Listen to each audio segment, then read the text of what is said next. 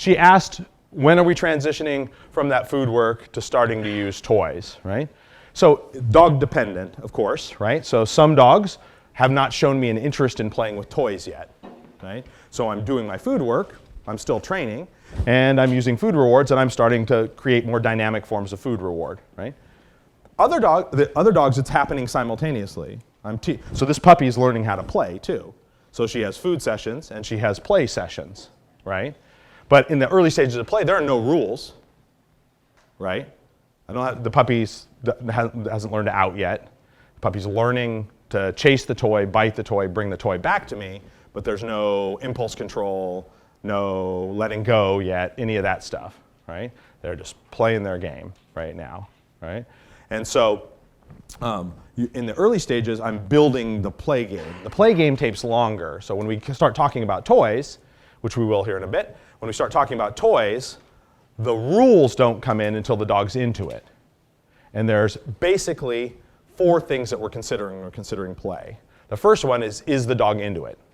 Is the dog passionate about the play? Do they want the object? Do they want to chase the object, bite the object? Do they want to have the object, right? So that's step 1. We've got to build an interest. Step 2 is teaching the dog to bring the object back to you, right? So if I throw it for you or let you have it, bringing it back, right? We typically teach the dog to bring the object back before we teach him to let go. We would prefer. The order of operation should be get him into it, teach him to bring it back, then teach him to out, right? And the reason we don't teach outing before bringing back, unless we have to, is because lots of dogs don't bring things back to you because they think you want to take it from them. And so when you teach the out, you're teaching them to let go. So you confirm their suspicions. They're like, if I bring this back to you, you're going to want to take it from me. Sure enough, God damn it, you want to take it from me. And so no, I'm not going to bring it back to you anymore, right? And so, but if I bring it back to me and I play with you and I let you have it and I run and you bring it to me and I play with you and I let you have it and I run, now the dog thinks, hey, I bring it back to you and there's a game to be had when I get there. Getting there, there's no rules. You get here and I play tug with you. For a second, I let you have it. Dog's like, wait, I want to do that again. They come back, I play with you, I let you have it. Play with you. The dog's like, ooh, that's fun, right? And next thing you know, they're leaping in the air and punching you with the toy, like, come on, play with me, play with me, play with me. If I give my dog a toy, I don't want him to run around with it. I want him to try to punch me with it. Like, play with me, right? Like, the game is here, I want it with me. And so I try to create that from the time the dogs are young. This is easier or harder with different types of dogs, right? A lot of German Shepherds take some work to get this game.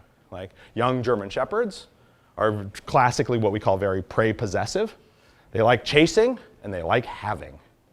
They'll carry stuff around for hours. Like you pick up something, you give them a stick, and they're like, I got my stick, right? They're very happy to have dead objects. Let's come back to that. So she's asking about how if the dog doesn't want to bring it back to you to play or to restart the game, are you going to use food to trade it? How are you going to, and we'll talk about how we go through all the rules in a second.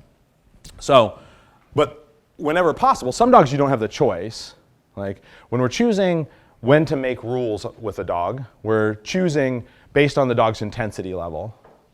And so if my dog is playing very, very intensely, but they're really possessive, I'm working on getting them to bring the toy back, but they're not there yet. Like it may take time for some dogs, I may not get it in 2 sessions. Some dogs, super easy. Like I've had many lab golden retriever, you roll something, they run out and get it, and they run right back to you. You go, put your hand on it, they let go, you throw it, you stand there, they run right back. And you put your hand on it, they go, oh, well, that was hard. Thank you. All right. Well, there we go, right? And so they have what we call a really natural retriever that'll just bring stuff back to you. Like, great. Oh, yay, I love that. Throw it for me again, right? How many people have had some dog that nobody's a dog trainer at all? Their friend's dog will keep spitting tennis balls in your lap at the barbecue over and over and over again. And nobody dog trainer ever tried to teach them anything. They just realized, hey, if I bring that near you, you pick it up and throw it for me. And so I bring it near you and drop you. You don't throw it because you're not in your chair and you're not getting up. And they gradually say, well, if I bring it closer, will you? How about closer? How about if I spit it in your lap? Okay, great, I'll spit it in your lap, right? So the dog figured it out on their own, right? And there are dogs that are like that where nobody put any special effort in. That is not the majority of dogs. Most dogs, you're going to have to work at it, right?